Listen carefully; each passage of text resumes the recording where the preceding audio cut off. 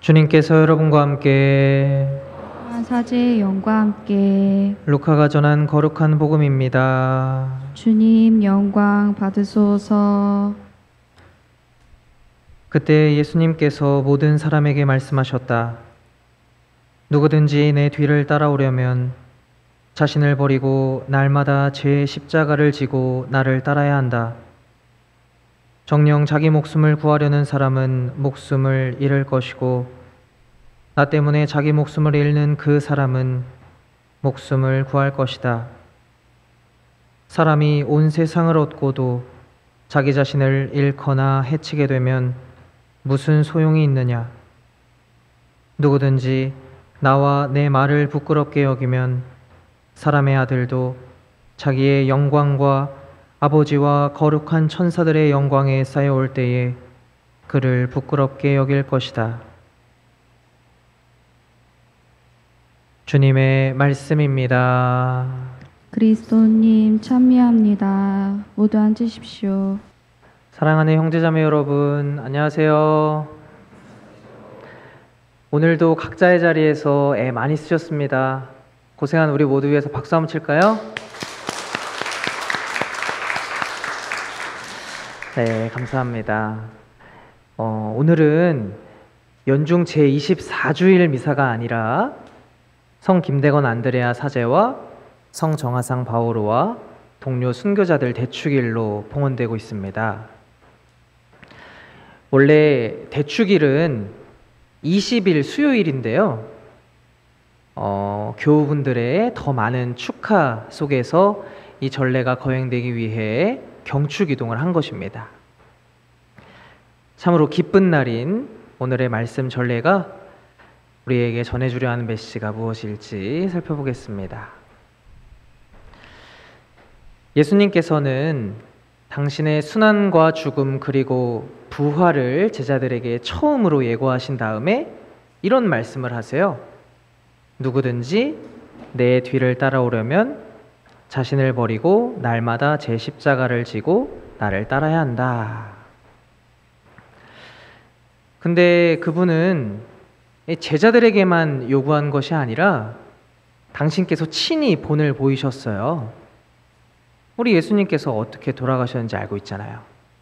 네, 십자가에 못 박혀 돌아가셨죠? 그러다 보니 왠지 십자가를 지면 끔찍한 일이 나에게 벌어질 것 같아서 무섭습니다. 하지만 우리는 다음의 말씀도 기억해야 합니다. 나 때문에 자기 목숨을 잃는 그 사람은 목숨을 구할 것이다. 우리는 예수님을 오해하지 말아야 해요. 예수님은 우리의 고통을 바라고 즐기는 사디스트가 절대 아닙니다. 오히려 당신을 따르는 삶, 곧 복음적 삶이 선사하는 충만한 행복을 만끽하기를 바라시는 것입니다.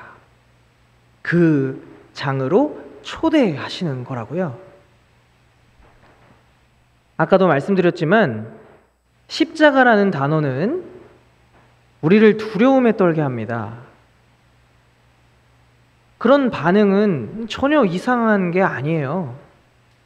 겁쟁이라서 그런 생각이 드는 게 아닙니다. 제1독서가 말해주듯이 예로부터 사람들은 십자가를 고통과 고난 그리고 파멸이나 벌 정도로 생각했었거든요. 근데 이 끔찍한 이미지가 극복됩니다. 이제 무거운 십자가를 짊어지더라도 우리는 평화와 희망으로 가득 찰 수 있게 되었습니다. 십자가에 짓눌려서 좌절하고 쓰러져도 다시 희망하며 일어설 수 있습니다. 왜냐하면 예수님께서 십자가의 무게를 견디려는 자들 곁에 함께 계시기 때문입니다. 바오로 사도가 제2독서에서 이렇게 증언하고 있습니다. 우리는 우리를 사랑해 주신 분의 도움에 힘입어 모든 것을 이겨내고도 남습니다. 네, 그 어떠한 것도 우리를 그리스도의 사랑에서 갈라놓을 수 없습니다. 마침 오늘 우리가 기념하는 순교자들, 그들은 실제로 무거운 십자가를 지면서도 평화와 희망으로 충만해 있었습니다. 아주 생생한 이야기, 생생한 체험담인 거죠. 잘 아시다시피 유교 정신에 물들어 있던 조선은 철저한 신분사회였습니다.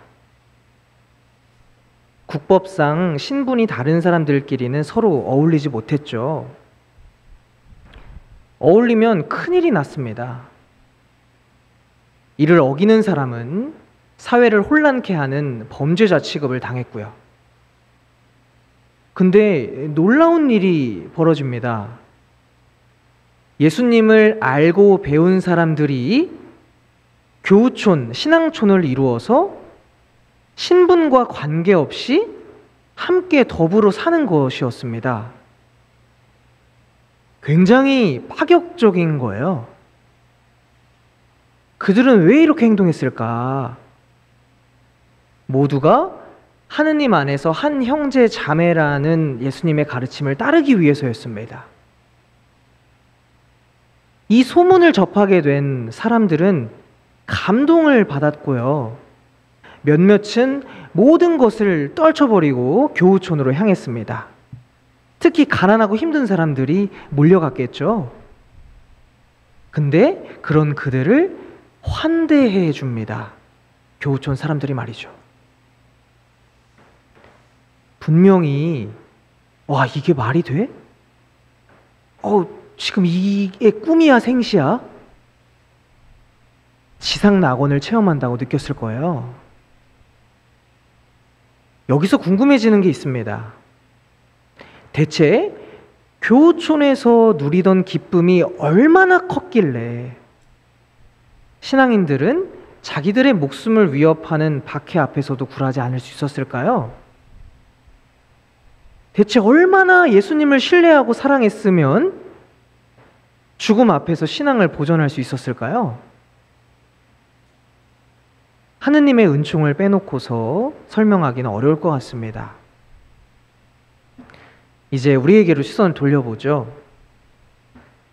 성인들에게, 우리 순교자들에게 깊은 감동을 준 예수님의 가르침은 오늘날에도 끊임없이 울려 퍼지고 있습니다. 미사 때 듣게 되는 성경 말씀, 그리고 그것을 바탕으로 형성된 교회의 가르침은 신자, 비신자 할 것 없이 모두에게 참된 기쁨을 선사하는 것들입니다. 근데 우리는 한번 스스로에게 정직한 질문을 던져봐야 하겠습니다. 과연 얼마나 많은 사람들이 우리들의 이야기, 우리들의 증언을 진지하게 경청하고 있을까? 과연 얼마나 많은 사람들이 우리를 보고 용기를 얻고 희망을 품고 기쁨으로 충만할까? 앞에서 말만 번지르게 한다고 우리를 뒤에서 비웃지는 않을까? 이러한 물음들은 불편하게 다가올 수 있습니다. 그리고 그것들이 불편한 이유는 분명합니다. 저를 포함해서 여기 있는 신앙인들이 예전 신앙 선조들처럼 신앙을 살아내지도 깊이 맛들이지도 못하기 때문일 겁니다. 한번 고민해 볼 일입니다. 생태마을 직원 여러분, 그리고 다볼 사이버교우 여러분, 우리가 예수님을 진정으로 따른다면 수많은 반대와 공격이 찾아들 겁니다. 세상 사람들의 사고방식과 가치관, 그리고 행동 양식과 충돌되기 때문입니다. 어쩌면 그런 반대들에 직면하고도 앞으로 나아가는 거, 그게 십자가를 지는 거일 수 있겠습니다. 무섭죠. 우리는 반대받는 게 힘듭니다. 하지만 예수님께서 끝까지 그런 우리를 지지해 주시고 격려해 주시고 응원해 주신다라는 거, 그것을 꼭 기억하시면 좋겠습니다. 나 때문에 자기 목숨을 잃는 그 사람은 목숨을 구할 것이다 라는 말씀은 바로 이런 맥락에서 이해되어야 하는 겁니다. 예수님 없이는 살아가기 힘들다. 죽음 앞에서도 참된 기쁨으로 충만했었던 우리 신앙 선조들의 뒤를 따르기로 다짐하면서 이 미사를 계속 봉헌하도록 합시다. 감사합니다. 생태마을입니다. 된장, 간장, 고추장, 청국장까지 여러분을 위해서 만들고 있어요. 정성으로 사랑으로 우리 농산물로 생태마을이 하나 되어 준비했답니다. 예! 된장, 간장, 고추장, 청국장까지 여러분을 위해서 만들고 있어요.